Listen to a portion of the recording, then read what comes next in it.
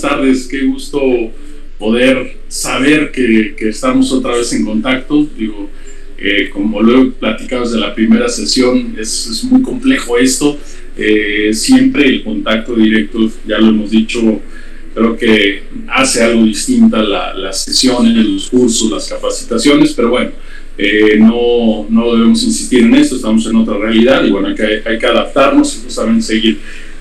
Por ahí, empiezo con esto, por ahí hubo una especie como de desfase con el tema de los horarios que teníamos. Déjenme comentarles muy rápido que cuando nos vimos fue prácticamente hace un par de semanas, si mi memoria no me falla, semana o menos, una semana y días, que nos vimos ese jueves, creo que fue el 17, y originalmente nos íbamos a ver el día martes siguiente, que era 22, pero bueno, hubo por ahí este desfase. Ya la doctora Sonia Venegas, nuestra secretaria académica de la Facultad de Derecho, pues bueno, ya les tuvo la oportunidad de estar con ustedes justo el martes y también el día jueves pasado e incluso creo que hoy. Entonces, pues bueno, simplemente yo les decía que me faltaba un tema que incluso pues, quizá lo terminemos antes de estas 2 horas que yo originalmente había pensado que pudiéramos abarcarlo. Y es un tema que fíjense, yo lo que quiero es comentarles, sí, la parte técnica que nos piden en el tema o en el temario del diplomado, pero también hacer algunos comentarios adicionales sobre este tema de las auditorías a las empresas, ¿no? Ya hablamos de ese concepto contemporáneo de empresa, ya hablamos de la parte financiera de la empresa, la parte contable, los principios, los estados financieros, lo que integra la contabilidad. Tuvieron ustedes ahí las presentaciones. Y resta solamente hablar de qué sucede una vez que ya se realizan todas estas acciones, una vez que ya se realiza toda la actividad de la empresa que queda registrada, y qué sucede, quién audita, cómo se audita, qué requisitos se tienen que cumplir, qué sucede con las auditorías en materia fiscal. Y al finalizar esto yo quiero comentarles, después de explicar, insisto, la parte que corresponde, pues platicar un poco de las auditorías, de cómo el notario como figura jurídica se ve involucrado en ocasiones con las auditorías que puede emitir o que puede realizar el Servicio de Administración Tributaria. Y aquí enfocarlo en 2 aspectos. Desde luego las auditorías que pueden ser objeto los notarios como contribuyentes directos.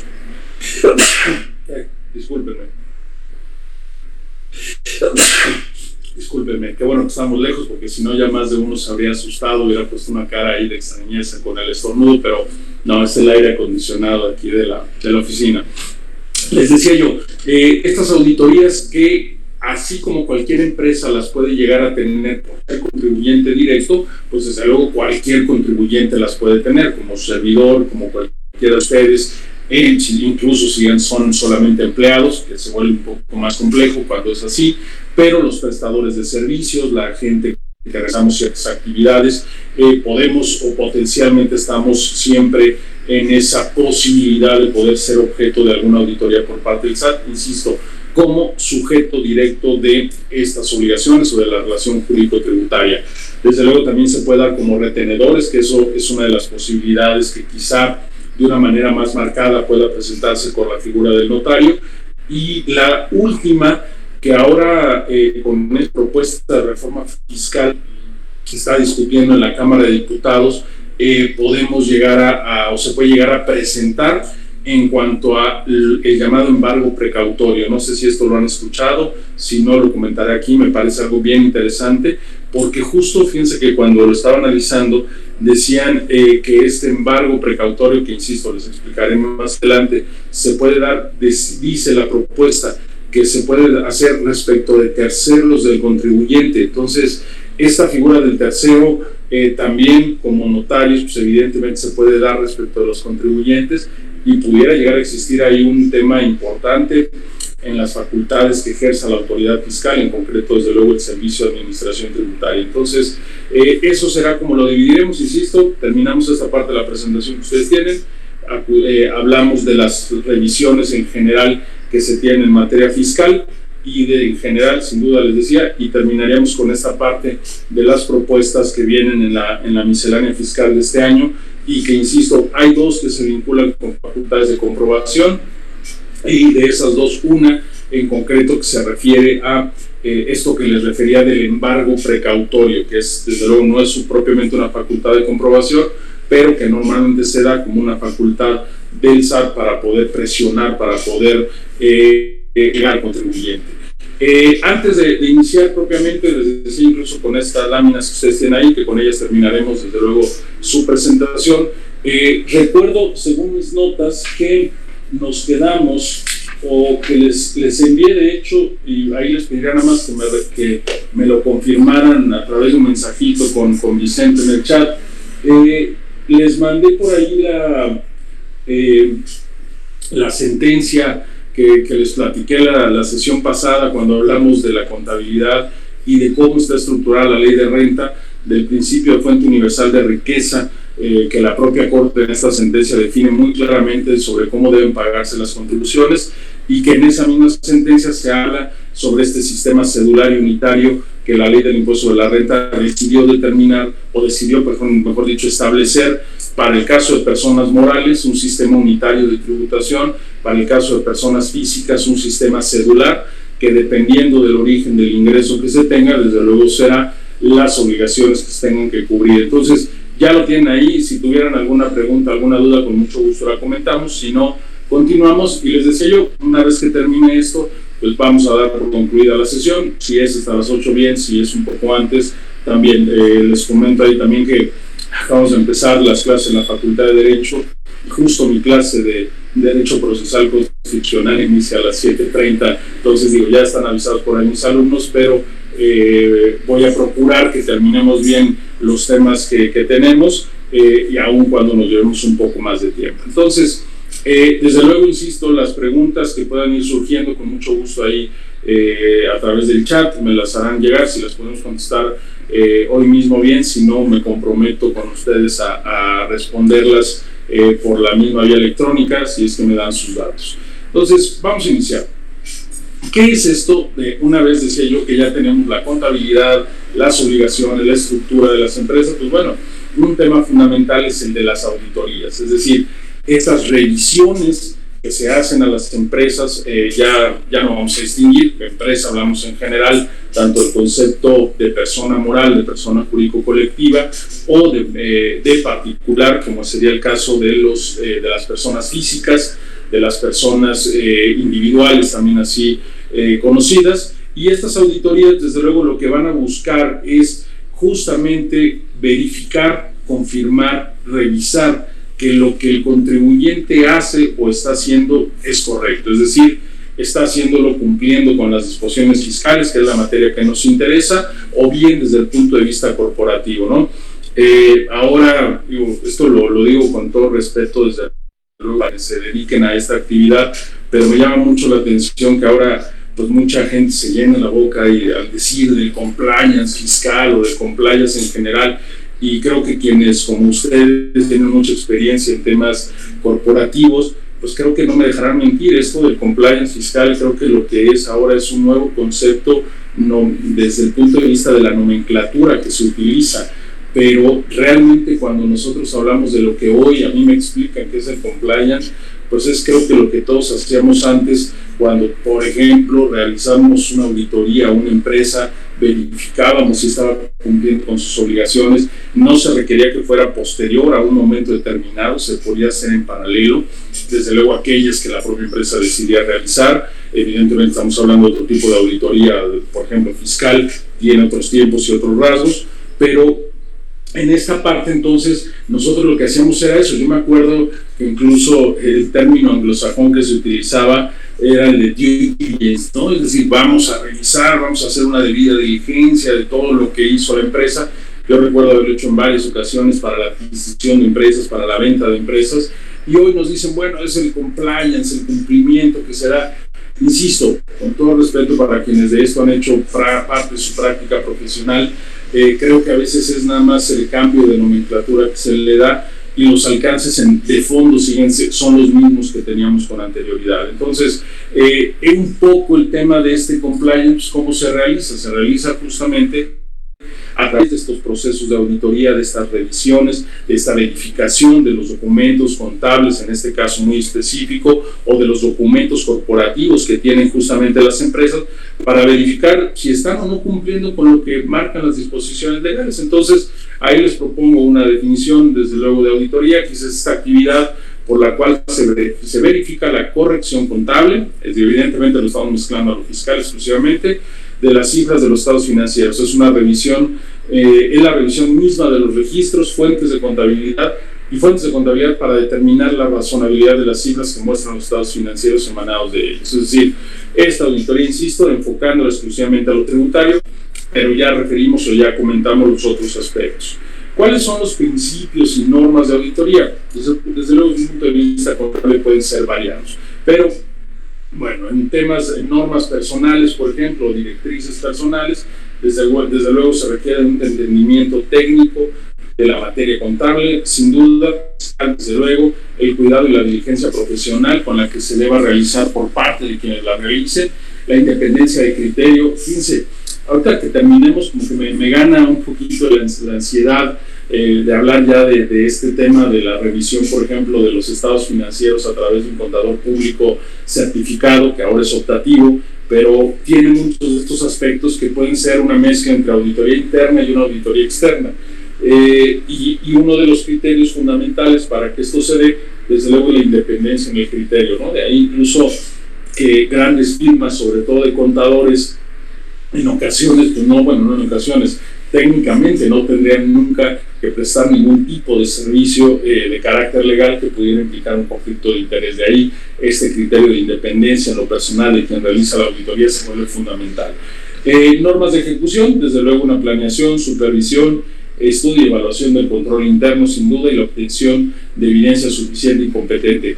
Fíjense que aquí quiero comentarles algo que llevo ya varios años realizando aquí en la oficina para una institución bancaria, en concreto financiera, digamos, no es propiamente un banco, digamos una institución que integra el sistema financiero mexicano, y me ha llamado mucho la atención que ellos, por ejemplo, más allá de la exigencia que tienen de parte de la Comisión Nacional Bancaria y de Valores, de la verificación y la auditoría año con año que puedan llegar a tener, ellos de motu propio, incluso antes de que pudiera haber una exigencia formal, lo hacen o lo han venido haciendo, pero sobre todo, más allá de la exigencia que desde luego será formalmente, de los rubros que abarcan estas auditorías. Y recuerdo por lo menos que la última que realizamos, que fue el año pasado, todo nos cambió para este año, por lo menos 10 aspectos, ¿no? Y 10 aspectos que eran bien interesantes de la operación diaria de esta empresa integrante del sistema financiero mexicano. Yo voy a mencionarlos muy genéricamente si los recuerdo todos, pero era desde luego verificar desde los contratos, por ejemplo, con en donde estaban las instalaciones de las empresas, de las sucursales de esta institución de servicios financieros, verificar el tema de las relaciones laborales, cómo estaba suscrito, desde luego, sus contratos colectivos en su caso, sus contratos individuales de trabajo, desde luego revisar lo que ellos les llaman los famosos derechos de audiencia, que no es otra cosa que las reclamaciones que se presentan ante la Conducef, los aspectos corporativos de los libros, los aspectos de los poderes que también se tenían, cómo se estaban otorgando, cómo era el alcance que tenían. Y fíjense que a pesar de abarcar todos estos aspectos, yo siempre les decía que realmente lo que se estaba auditando, porque era una especie de revisión, en algunos casos a áreas muy especiales como el litigio, porque también había la revisión de los litigios, yo les decía es que aquí nosotros es muy difícil, a menos que veamos algo muy claro, que cuestionemos una decisión tomada desde un punto de vista jurídico, por ejemplo, en el caso muy específico de los litigios, sino que normalmente estas revisiones son justamente de la forma o de la manera en la que realizan el cumplimiento de esas obligaciones. Se me ocurre pensar, desde luego no vamos a cuestionar si está bien o no hecho el contrato laboral, vamos a revisar que esté bien integrado, que se tengan todos los documentos que refiere el propio contrato, para efecto de que cuando exista algún tipo de reclamación la empresa tenga la posibilidad de responder sin estar preocupado de ver dónde está, por ejemplo, toda esa información. Entonces, son auditorías, son sí externas en algunos casos, como este que les platico, pero que no cuestionan la parte sustantiva de las decisiones empresariales, sino que van más encaminadas a una revisión, digamos, de carácter formal. Si me ayudan, por favor, con la siguiente, negociar esa parte, el ejemplo que les refería, para hablar ahora de cuáles son estos tipos de auditorías. Vicente, si por ahí nos ayudas, por favor, con la siguiente lámina, a ver si me escucha. Creo que no sé si me escucha por ahí.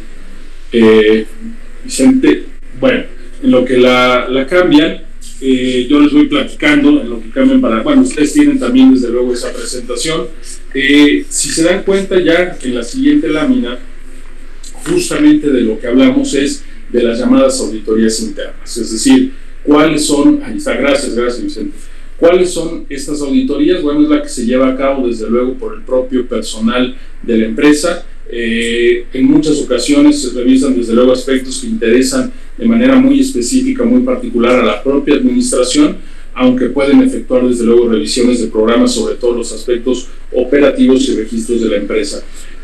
Normalmente, digamos que en algunas empresas se decide tener justo por un comité de auditoría, un comité de vigilancia, o como esto que les platicaba de las instituciones del sistema financiero, que la propia ley exige que tengan estos comités, particularmente el de auditoría, y son ellas las que se encargan de hacerlo. Esta, por ejemplo, que les platicaba, me parece que tiene una especie de dualidad. Por un lado, yo diría que es una auditoría interna, porque obviamente la ordena o la ordenó el comité de auditoría de esta institución bancaria, de esta institución financiera que les refería, pero también mezclada con un aspecto externo. ¿Cuál es ese externo? Pues desde luego que contratan a una persona distinta, que es la que finalmente, distinta a un empleado de la propia empresa, pero que es justamente la que revisa con cierto ojo de imparcialidad la actuación que ésta tiene. Luego tenemos, desde luego, las auditorías externas, estas también conocidas como auditorías independientes. Yo lo entrecomillaría, y ahorita comentaremos un poco eso cuando lleguemos a lo que les decía de sobre todo las grandes firmas de auditoría contable, que son las que a veces llegan a incurrir en algún tipo de conflicto y que se cuidan mucho, desde luego, para no caer en él. Y estas auditorías externas, insisto, auditorías ya llamadas independientes, son las efectuadas por profesionales que no dependen de la empresa, ni económicamente, ni bajo cualquier otro concepto. A estos actores se les atribuye un juicio imparcial, merecedor de la confianza, desde luego, de terceros. El objetivo de su trabajo es la emisión de un dictamen.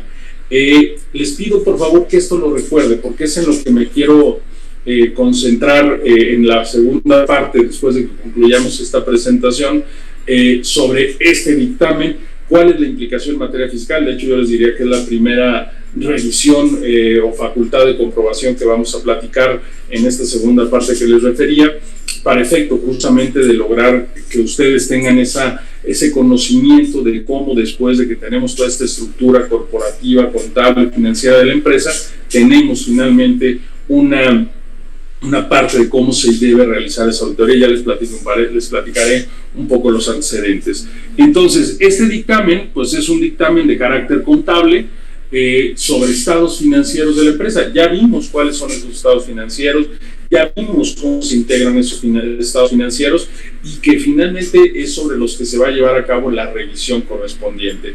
El dictamen, fíjense, esto es importante, vamos ya metiéndonos un poquito a las necesidades a los que los quiero llevar sobre esta revisión fiscal del dictamen de los estados financieros. Es la opinión, nos dicen, del contador público sobre la corrección contable, yo diría sobre la correcta actuación de la empresa.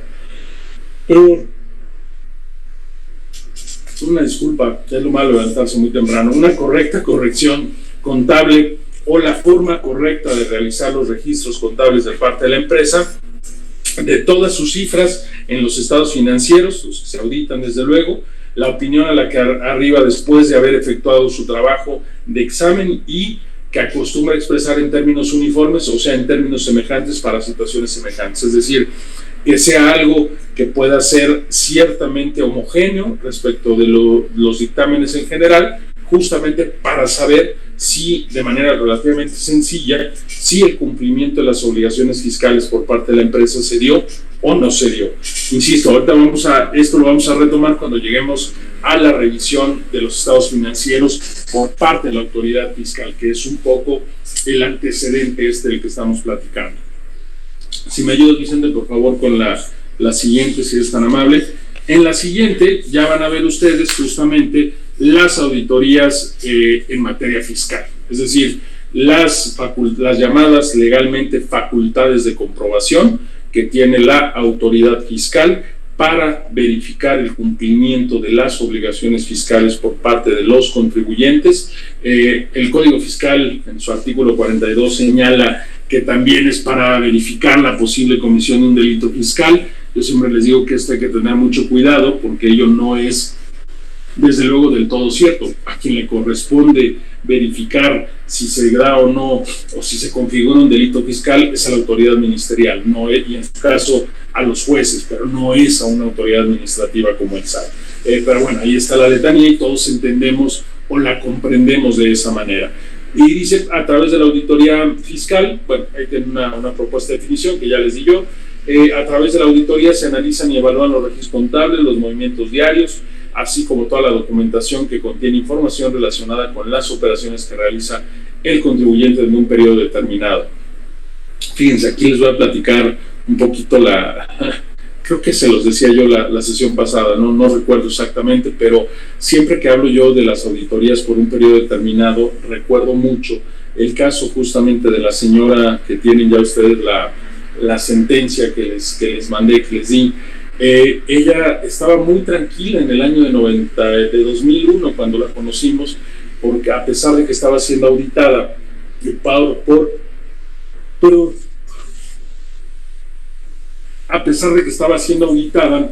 por el ejercicio 99, y yo recuerdo que siempre le decía, señora, tenga mucho cuidado, usted es una figura pública, es muy fácil que este asunto lo puedan convertir en un asunto penal, entonces pues procure en la medida de lo posible pagar sus impuestos, no tener ningún problema en esa cuestión, porque si no se va a volver muy complicado.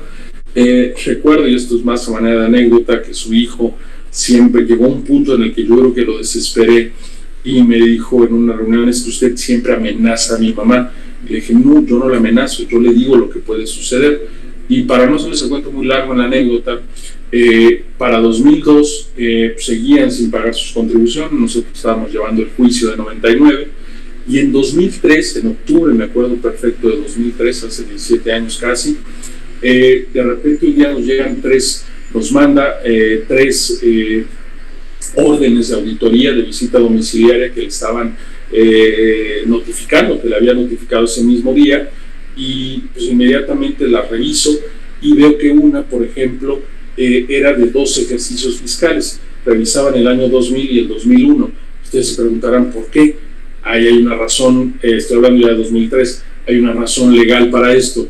Recuerden ustedes que la anterior reforma sustancial a la ley de renta no fue la de 2014, sino fue la de 2002, que cambió, se dijo, la nueva ley del impuesto sobre la renta. Entonces, como para 2002 ya había cambiado la ley, pues por eso la revisión tenía que abarcar los 2 años previos. Entonces, fíjense, tenía la auditoría 99, luego le llegó una orden para revisar 2 ejercicios fiscales, 2000 y 2001.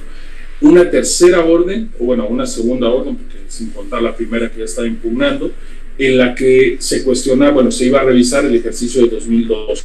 Y una tercera, o cuarta, según lo quieran ver, en la que se notificaba, recuerdo que era el 14 de octubre, una cosa así, y decía que se notificó el 15, y decía que la revisión iba a abarcar hasta el del día 1 de enero al día en que se notificara esa orden de auditoría, en este caso el 15 de octubre. Ya se imaginarán quizá la expresión que yo tuve al ver esto, dije, qué raro, es muy extraño que esto suceda, y lo inmediato que le dije a la señora fue, oiga, espero que haya pagado sus impuestos de estos ejercicios fiscales, porque si no, creo que va a estar en problemas. Y bueno, pues evidentemente le echó la culpa al contador, se puso a llorar por enésima ocasión, eso ya no le voy a decir más, pero bueno, siempre lloraba la señora, no solo cuando cantaba sus canciones, y le dije, bueno, tenga mucho cuidado porque esto puede convertirse en un tema penal.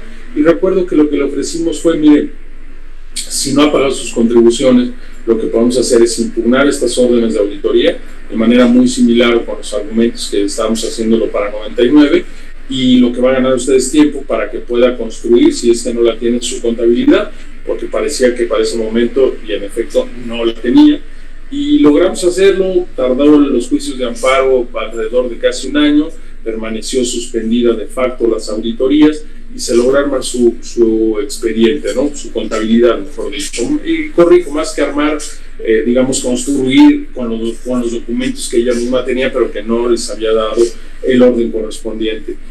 Y pasó esto, ya con esto voy a acabar pronto la anécdota, nada más quiero ilustrarlos de esto. Cuando viene esto, yo sí me extrañé y siempre pensé que a partir de ahí estábamos en un serio riesgo de que el asunto se convirtiera en penal.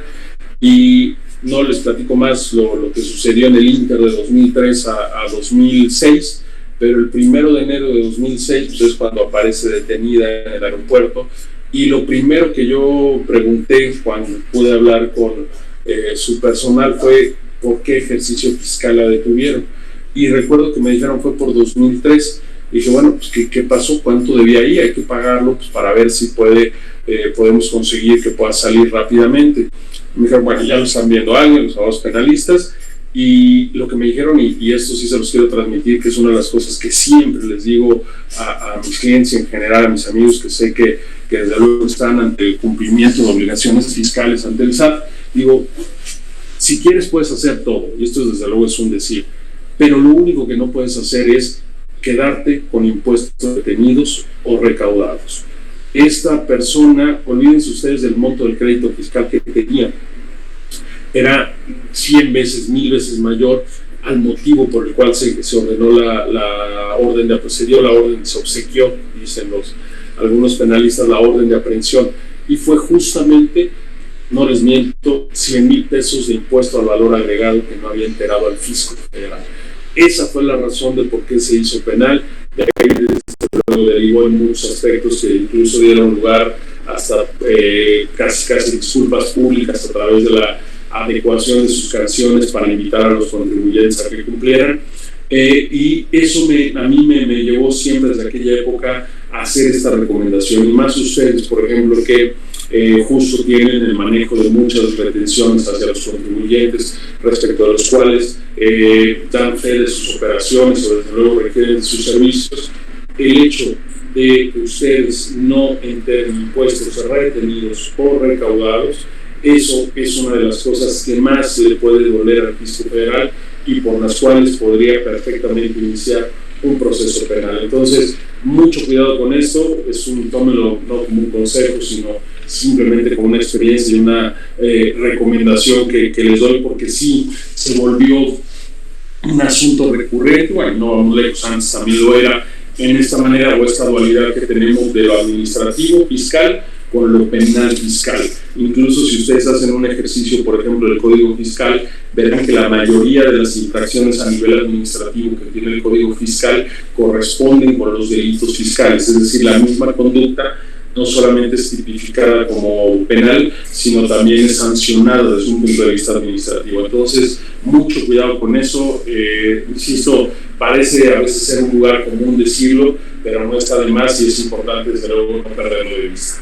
Entonces, bueno, ¿qué sucede una vez, desde luego, que ya se dan? Por favor, preguntas, dudas, insisto, por ahí se las quieren enviar a Vicente. Yo les pediría que a la hora, a las 7:10, tomáramos ahí unos 5 minutitos nada más para tomar agua y poder seguir platicando con ustedes, y por si tienen las preguntas y retomarlas. Bueno, a través de estas auditorías, facultades de comprobación que ahorita explicaremos o comentaremos una vez que termine este párrafo, bueno, el SAT desde luego tiene esta facultad para poderlo realizar, es verificar desde luego a través de un oficio de auditoría en el que se informa qué es lo que se deberá realizar, y el oficio viene normalmente con una carta de derechos de los contribuyentes, un documento que explica al auditado los derechos o garantías que tienen durante el proceso de revisión. Entonces, aquí quiero, antes de ir a la otra parte de lo de las asambleas de socios, accionistas y demás, quiero yo que platiquemos justo de esas auditorías que les refiero. A ver, es el artículo 42 del Código Fiscal de la Federación el que establece las auditorías que se pueden realizar por parte de la autoridad fiscal. Artículo 42 que desglosa una serie muy detallada de facultades que se pueden realizar por parte de la autoridad, pero de las cuales yo quiero rescatar fundamentalmente 4. Y 4 porque en el orden que se las comente es en el orden que en mi opinión hasta hoy en día tienen importancia para el Estado. Desde luego la primera son las visitas domiciliarias, la segunda son las revisiones de gabinete o de escritorio por parte de la autoridad fiscal, la tercera es la revisión del dictamen por parte de las autoridades fiscales, el dictamen de estados financieros, y finalmente una que para mí es muy importante porque creo que se va a convertir en no digo la panacea, pero sí en una de las más recurrentes por la autoridad fiscal, si no es que ya está sucediendo, y es la llamada revisión electrónica. Entonces quiero empezar nada más muy rápido, primero con la relativa a la revisión del dictamen de los estados financieros. A ver, ya vimos, insisto, toda esta parte contable, qué son los estados financieros, cómo se pueden dar estas auditorías. Y hablar aquí un poco del antecedente primero de los estados financieros, pero sobre todo del dictamen de los estados financieros, pero particularmente de la auditoría que se hace de estos estados. A ver, seguramente igual por ahí ya muchos conocen esto, estos antecedentes, pero esta obligación, recuerden que hasta hace algunos años, relativamente pocos, era obligatorio para ciertos contribuyentes que se dictaminaran para efectos fiscales, es decir, que contrataran a un contador público certificado ante la Secretaría de Hacienda y Crédito Público para que pudiera realizarles una revisión de sus dictámenes y por lo tanto una revisión de sus estados financieros y que por lo tanto contaran con todos los documentos, contaran con la opinión emitida por él en su dictamen sobre si habían cumplido o no con sus obligaciones fiscales. Insisto, esto se dio mucho, empezó a dar a mediados de los años 70 con la creación de esta obligación. Y fíjense, una de las primeras cosas que se cuestionó en aquella época fue que cuál era la razón o qué beneficio yo podría tener si a mí me obligaban a dictaminar mis estados financieros, porque evidentemente esto implica un costo para la empresa, es decir, no es gratis y tampoco es barato lo que cobran por los dictámenes de estados financieros las grandes empresas o las firmas de contadores. Y entonces dijeron, oye, está bien, si me ponen la obligación de que yo tengo que dictaminar mis estados financieros por un contador público certificado autorizado por Hacienda, es decir, que él lo revise y emita una opinión sobre si estoy cumpliendo debidamente o no con mis obligaciones fiscales, de acuerdo, solo que crees, pues debo tener algún beneficio, porque si además me va a costar, ¿qué va a suceder? Entonces es un poco el origen de la idea de la revisión por parte de la autoridad fiscal del dictamen de los estados financieros. Ojo con el lenguaje que utilizo. Revisión por parte de la autoridad fiscal del dictamen de los estados financieros, es decir, no la revisión directa de los estados financieros, sino la revisión del dictamen que realizó el contador público certificado. Fíjense, aquí recuerdo que cuando estudiaba estos temas en su origen para poderlos comprender, decían que por ahí se cuestionó la constitucionalidad de una medida como esta. Es decir, se cuestionó que, por qué la autoridad fiscal está dando una facultad de revisión, materialmente hablando, a un particular. En pocas palabras, con eso lo que está haciendo la autoridad es cediendo, delegando las facultades con las que contaba para efecto justamente de establecer una manera en la revisión de estos estados financieros o una revisión para los particulares.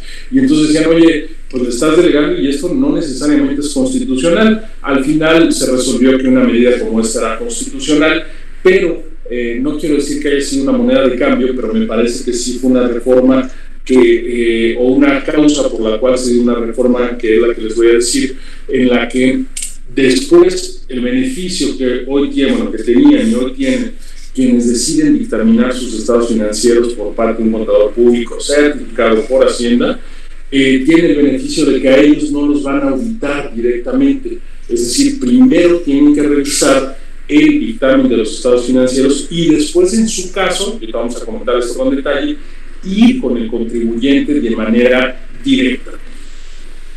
Esto que les comento es lo que coloquialmente se conoce como la secuencial. Seguramente habrán escuchado algunos de ustedes hablar de ella. La secuencial no es otra cosa que la revisión que hace la autoridad fiscal de los estados financieros de un contribuyente antes de iniciar, en su caso, una auditoría hacia los contribuyentes de manera directa. Una auditoría que puede ser una revisión de dictamen o una visita domiciliaria. Entonces, por eso, incluso pues, en muchos casos, como decíamos el otro día, creo que lo mencioné también aquí, la llamada deducción ciega, no nos complicamos mucho quienes nos dedicamos a esta materia para encontrar nombres ciertamente coloquiales para identificar figuras o situaciones. Aquí, la revisión secuencial es una revisión del dictamen de los estados financieros realizados por este contador a la empresa. Entonces, si yo me dictamino en su momento cuando era obligatorio, o yo hoy me dictamino porque, dada la optatividad, cumplo con los requisitos que señala la ley, que es un monto de ingresos previos del año anterior, que ahorita rondan alrededor de los 122 millones de pesos, o bien tengo activos por alrededor de 97 millones de pesos, yo tengo la posibilidad de decidir dictaminarme. ¿Cuál es mi beneficio si decido dictaminarme? En su caso, pues el beneficio quizá no sea justo el hecho de que no vayan directamente a auditar al contribuyente o a mí como contribuyente de manera directa. Primero tienen que ir con el contador público certificado y revisarlo a él, cuestionar en su caso o pedirle la información que requieran para efecto de que puedan ver si está o no cumpliendo debidamente con sus obligaciones fiscales el contribuyente en este caso. Entonces, una vez que se tiene esto, bueno, que se cuestionó la facultad de si así estaba delegado o no, se determinó que no, se tuvo durante muchos años la obligación para los ciertos contribuyentes de dictaminarse, insisto, hoy es optativo, pero la optatividad, digamos, resulta ciertamente de especial interés en la medida en que si decido hacerlo, va a significar que no me auditen de manera directa con una revisión, con cualquiera de las que señala el artículo 42 del Código Fiscal, pero en particular con una revisión de gabinete o con una visita domiciliaria. Entonces, hecho esto, desde luego, pues la pregunta que surge es cómo se da de manera muy rápida la revisión justamente de este dictamen. Primero, como les decía, es una orden de auditoría que se gira al contador público certificado, que revisó desde luego estos estados financieros y que emitió su opinión a través del dictamen fiscal correspondiente, en la que él señala que si a su juicio así fue y se cumplieron con las obligaciones fiscales, pues entonces esto justamente genera la posibilidad de establecer un cumplimiento por parte de los contribuyentes de estas facultades de comprobación, es decir, del cumplimiento de sus obligaciones fiscales. Entonces, esto en un primer momento es bueno. Les debo platicar ahí muy rápido que hasta 2014, si mi memoria no me falla, normalmente al contribuyente, una vez que iban a revisar al contador, le marcaban copia de los documentos o de las órdenes de auditoría o de los requerimientos de información, pero esto se reformó y hoy prácticamente, a menos que no exista una comunicación con el contador público certificado por parte de la empresa, si esta no existe, no hay manera en la que un contribuyente se pueda enterar que la autoridad fiscal está revisando al auditor y en su caso preparar, si fuera necesario, o ir preparando la documentación necesaria para verificar o para probar que cumplió debidamente con sus obligaciones fiscales. Entonces, insisto, esto es muy importante porque a pesar de que hoy no existe esta obligación de reviso al auditor, al contador, y le marco copia al contribuyente, a pesar de que esto ya no existe, sí se convierte, si hay esta comunicación, en un elemento importante para saber que van a venir hacia mí en su caso. ¿Y por qué digo esto de van a venir hacia mí como contribuyentes? Porque por lo menos yo les puedo decir en mi experiencia profesional, normalmente cuando la autoridad fiscal inicia una facultad de comprobación como lo es esta, la revisión del dictamen del contador público, es prácticamente un hecho que va a querer llegar con el contribuyente de manera directa. Evidentemente hay ciertos requisitos, insisto, para lograrlo, pero es muy común que esto se pueda dar. Entonces, esta comunicación entre el auditor, el contador y el contribuyente se vuelve importante para saber por lo menos cómo va esta revisión secuencial, qué es lo que le está pidiendo y en su caso saber también cómo está respondiendo para que exista desde luego congruencia con lo que eventualmente pueda decir el contribuyente si es que lo van a auditar de manera directa. Entonces, se da esta revisión y aquí es donde viene uno de los aspectos legales que sí les quiero comentar muy rápido. Que obedece justamente a esto que les comento, de cómo prácticamente o en los hechos, una vez que se inicia una revisión de gabinete de dictamen por parte de la autoridad, viene necesariamente la revisión del contribuyente de manera directa. Y sucede porque normalmente la autoridad lo que hace es que a pesar de que le pidió esa información al contribuyente, en este caso al dictaminador, a pesar de que se le entregó esta información, prácticamente lo que hace es simplemente revisarla muy rápido. Es más, yo a veces dudo que la revisen de manera efectiva y emite un oficio al contribuyente para decirle, oye, pues fíjate que ya fui con el contador público, le pedí la información, no me la dio, o la que me dio no fue suficiente y por lo tanto vengo a auditarte de manera directa a ti, ya sea a través de una revisión de gabinete, decía yo, o una visita domiciliaria. Y este punto que pareciera ser muy sencillo, donde la autoridad simplemente hace estas manifestaciones, donde por lo menos yo, en la experiencia que he tenido de estos asuntos, ha despertado buenas posibilidades, o ha generado, más que despertado, generado buenas posibilidades de impugnación. ¿Por qué? Porque hubo por ahí un abogado, por ahí hace 5 o 6 años, si mi memoria no me falla, que dijo o que cuestionó ante los tribunales federales, oye, corte, fíjate que el hecho de que la autoridad fiscal me diga que no es suficiente la información que le dio el contador, o que a su juicio no fue la que le estaba requiriendo o no le entregó la que le estaba pidiendo, pues no es razón suficiente, razón suficiente para que venga y me audite de manera directa. Tendría que explicarme en esta orden de auditoría, que es la que justifica por qué la información del contador no fue correcta o no fue suficiente. Tendría que decirme a mí como contribuyente, fíjate que le pedí A, B y C y no me dio más que A y B, no me dio C y D. Eso podría, pero debidamente fundado y motivado en esta orden, sería lo que ayudaría desde luego al contribuyente para decir, oye, bueno, pues ¿por qué no te la dio? Tenía toda esa información, o no te la dio porque no le correspondía tenerla a él, pero yo te la entrego. O bien, si le pidió A, B, C y D y esta no fue entregada de manera completa, entonces también decirlo, pero explicarlo, decir, a ver, yo pedí A, B, C y D y de los 4 elementos que pedía A, B, C y D, no me entregó completos todos, me entregó solamente de manera parcial.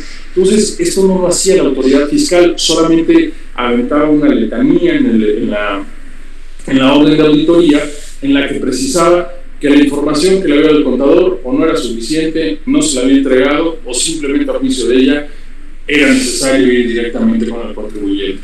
Entonces a este abogado se le ocurrió cuestionar la constitucionalidad de la orden de auditoría que derivaba de la revisión secuencial en aquellos casos en los que no se detallaba de manera puntual, no se motivaba en términos del artículo 14 y 16 constitucional, particularmente 16 constitucional, no se señalaba claramente por qué esa información no le había sido suficiente, por qué esa información no se le había entregado completa, qué otra información requería. Es decir, insisto, en pocas palabras, no había motivado debidamente la orden. Y pues les comento que la segunda sala de la Corte determinó que en esos casos esos tipos de órdenes de auditoría eran inconstitucionales y por lo tanto todo lo actuado con base con fundamento en esa orden de revisión o de auditoría no podría tener ningún valor. Es decir, prácticamente quedaba sin efecto la orden de auditoría y toda la auditoría que se realizaba.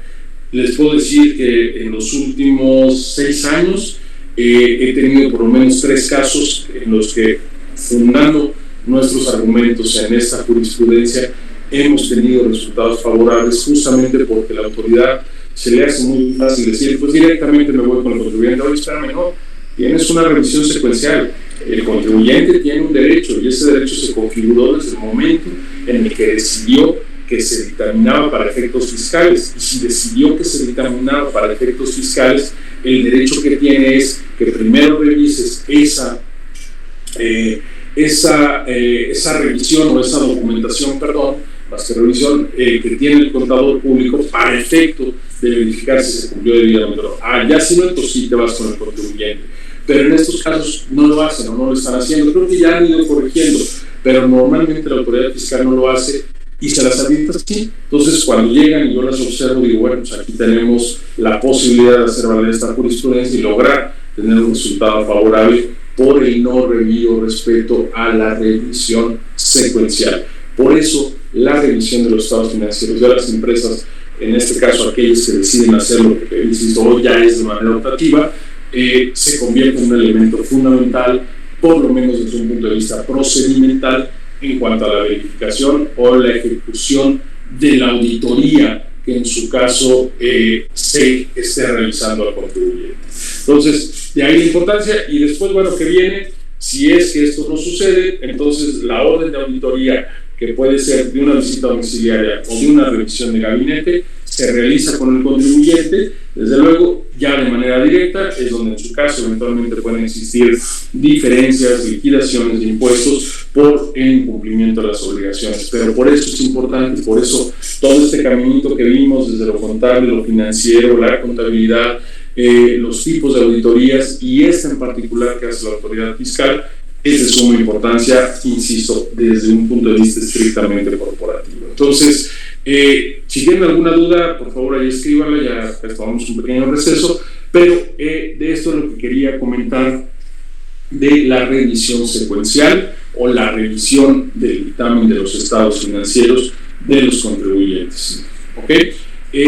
¿Cuáles son, si ya llevamos el caminito, y les decía yo, una revisión secuencial puede derivar en una visita domiciliaria, en una revisión de gabinete, pues comentar muy rápido los aspectos justamente generales de la revisión de gabinete y de la revisión, y de la visita domiciliaria.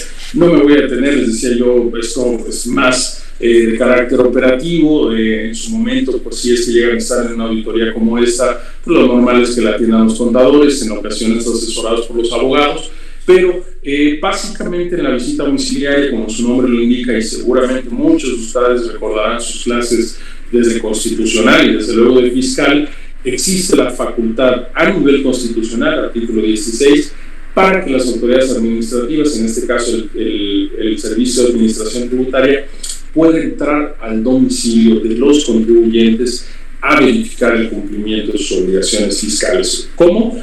A través de la revisión de su contabilidad, desde luego a través de la revisión de todos los documentos que integran la contabilidad, pero en el domicilio del contribuyente. Esta es la gran diferencia desde un punto de vista conceptual de la revisión de gabinete o de escritorio. ¿Por qué? Porque la revisión de gabinete o de escritorio se realiza fundamentalmente en el domicilio de la autoridad fiscal. A diferencia de la orden de auditoría consistente en una visita domiciliaria, donde se le indica al particular que ciertas personas llamadas auditores van a entrar a su domicilio a verificar el cumplimiento de las obligaciones fiscales, en la orden de auditoría de revisión de gabinete se le dice al particular que tiene normalmente 15 días para que presente esa información ante la autoridad fiscal en sus oficinas, e inmediatamente después que la recibe la autoridad, en teoría la debe analizar, y una vez que la analiza o realiza otro requerimiento o bien emite lo que se conoce, se conoce jurídicamente como el oficio de observaciones. Un documento, aquí estoy hablando de la revisión de gabinete, un documento en el que la autoridad fiscal le da a conocer al particular cuáles son las observaciones que tiene respecto al cumplimiento de sus obligaciones fiscales. Le dice, oye, yo detecté esto, no estoy de acuerdo con la deducción que aplicaste, no estoy de acuerdo con que hayas considerado este ingreso como exento, debiste haberlo considerado como acumulable, y entonces en ese documento en particular lo que tiene que hacer es que en un lapso, normalmente por regla general de 20 días, le dice a la autoridad: aquí está la respuesta a mis observaciones, no tiene razón, aquí están los documentos que acreditan debidamente la deducción o la no acumulación del ingreso correspondiente. Esto lo pongo simplemente como ejemplo. Y una vez hecho esto por parte del particular, la autoridad tiene, a partir del vencimiento de esos 20 días o del plazo que se le dé, tiene 6 meses para emitir lo que se conoce como una liquidación de impuestos. Una liquidación que no es otra cosa que el documento expedido por la autoridad fiscal en el que se hace constar la determinación del incumplimiento de obligaciones fiscales por parte de los particulares, y en su caso se fijan los impuestos o las cantidades que se le adeudan al fisco federal en cantidad líquida. De ahí el nombre, insisto, de la determinación fiscal. Entonces, esta revisión de gabinete, yo les diría, para terminar esta parte de la explicación, es una revisión, ¿cómo les puedo decir? Pues yo les diría muy focalizada, muy enfocada.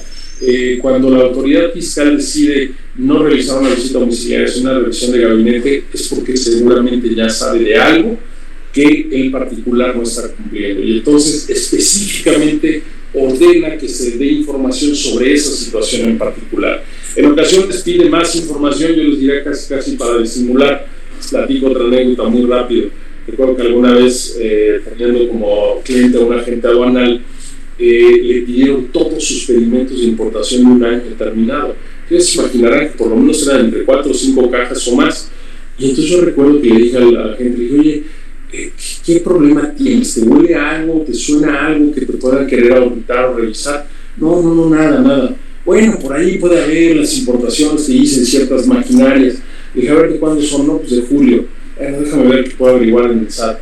Entonces me acuerdo que llegué después de que había presentado todos los pedimentos de importación de todo el año, ya insisto, ya se imaginarán la cantidad, y le digo a quien está auditando: oye, pues algo en particular que quieran revisar, ¿por qué nos pidieron todo esto? Hubieran hecho una visita domiciliaria y me dijeron: no, es que sí tenemos algo en particular que revisar, y es por ahí de los pedimentos de junio y julio.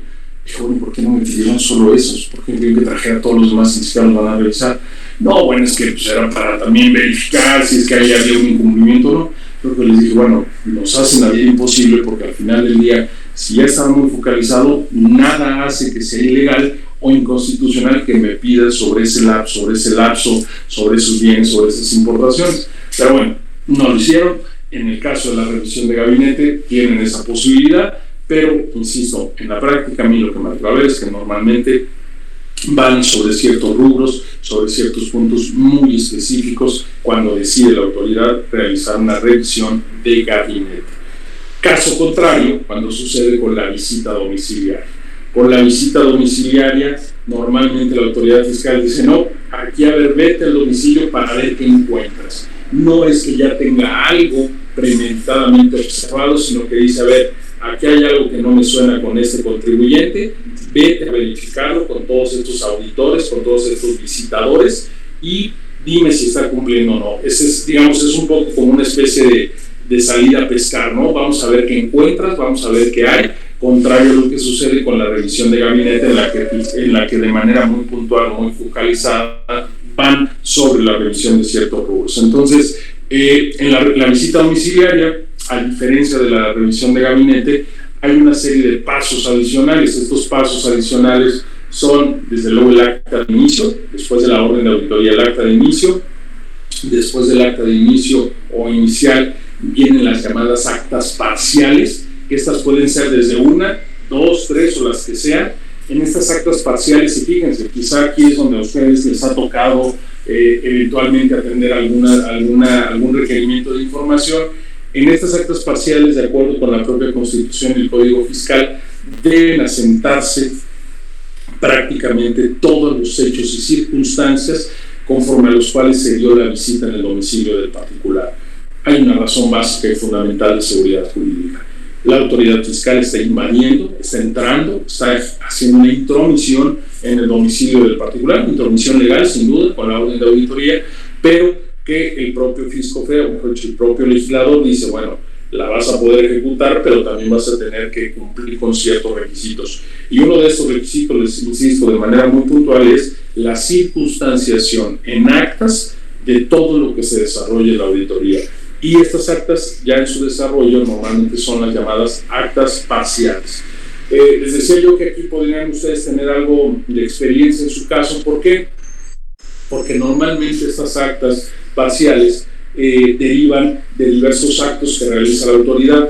Por ejemplo, la solicitud de información a la Comisión Nacional Bancaria y de Valores sobre los estados de cuenta de las empresas, o bien la petición de información, por ejemplo, a un tercero, como lo pueden ser ustedes. Oye, a ver, ¿tú realizaste estas operaciones con este contribuyente? Sí, yo las realicé. Oye, ¿tú realizaste estas retenciones por esas operaciones con contribuyente? Sí, yo lo realicé.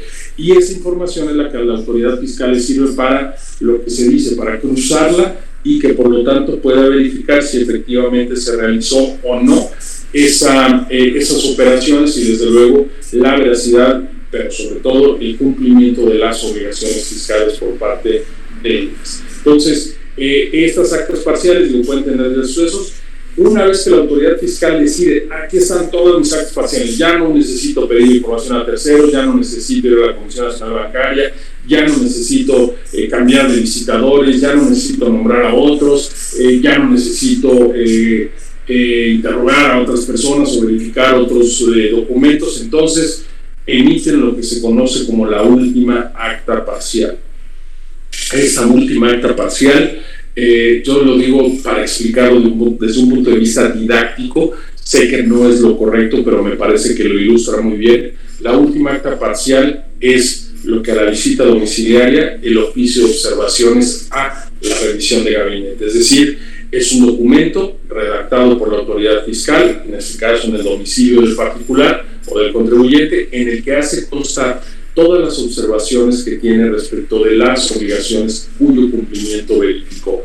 Dice, oye, no, aquí no cumpliste bien, creo que esto sí era deducible, creo que esto sí era un ingreso acumulable, y entonces a partir de ahí, similar a lo que sucede con la revisión de gabinete, la regla general es que se le da un lapso de 20 días para poder cumplir o para poder desvirtuar esas observaciones por parte de la autoridad fiscal.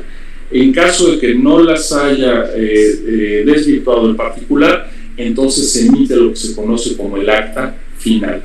Esta acta final es ya la parte, digamos, condensada de todo lo que la autoridad fiscal observó, incluyendo la atención que haya hecho del escrito de desvirtuamiento, del escrito de observaciones, para justamente contrarrestar estas y por lo tanto hacer del conocimiento del contribuyente la posible omisión en el cumplimiento de obligaciones fiscales. A partir de la redacción del acta final, tiene la autoridad 6 meses para emitir la liquidación correspondiente. Si recuerda, en el caso de la revisión de gabinete, esos 6 meses se computan a partir de que concluye el plazo que tenía el particular para desvirtuar las observaciones hechas en el oficio de observaciones. Entonces, si no se emite esa liquidación de impuestos, liquidación, es decir, ya la definición en cantidad líquida de la cantidad que adeuda el particular al fisco federal, entonces se entiende, en términos del artículo 50 del Código Fiscal, que toda la orden y todo lo actuado, tanto de la visita domiciliaria como de la revisión de gabinete en su caso, queda sin ningún efecto. Es decir, no habría en su caso ningún crédito fiscal que pagar, si incluso hubiese sido esa la conclusión que se diera, ya sea en el oficio de observaciones, después desde luego de toda el oficio o escrito que está el particular, o de la redacción desde luego del acta final. Si no se hace, eso es algo bien importante en la consecuencia que tiene no cumplir con ese lapso. Entonces, a grandes rasgos, insisto, no es una clase a fondo de procesal o de derecho procedimental fiscal, pero a grandes rasgos son, entonces, revisión de dictamen de los estados financieros, secuencial, eventualmente visita domiciliaria, revisión de gabinete, y estas son las que se hacen de manera directa con el contribuyente, en su caso para verificar el cumplimiento de las obligaciones fiscales. Y ahora, la que quiero, son les pediría que me dieran unos nada más 5 minutos para tomar un poco un café, un vaso de agua. Ahorita hablaremos de la revisión que yo les digo que se va a volver, por lo menos en mi opinión, el pan nuestro de cada día, yo no sé si este mismo año o el siguiente, para verificar el cumplimiento de obligaciones fiscales por parte de los contribuyentes. Revisión electrónica. Terminaríamos revisión electrónica después de estos 5 minutos, veríamos si tienen preguntas o dudas, desde luego, luego la revisión electrónica, les comentaría la parte final de las láminas que tienen acá, y les quiero comentar esto que a mí me inquieta del llamado embargo precautorio que se puede dar ahora a los terceros ante una revisión o ante una facultad de comprobación, y segundo, el famoso uso de herramientas tecnológicas. Entonces, lo diremos así: preguntas si es que las hay ahorita regresando, segundo, revisión electrónica, y tercero, la conclusión, desde luego, del material que ustedes tienen. ¿Okay? Entonces, son las 19:13, 5 minutos les pido para hacer esta escala técnica y regreso con ustedes. Muchas gracias.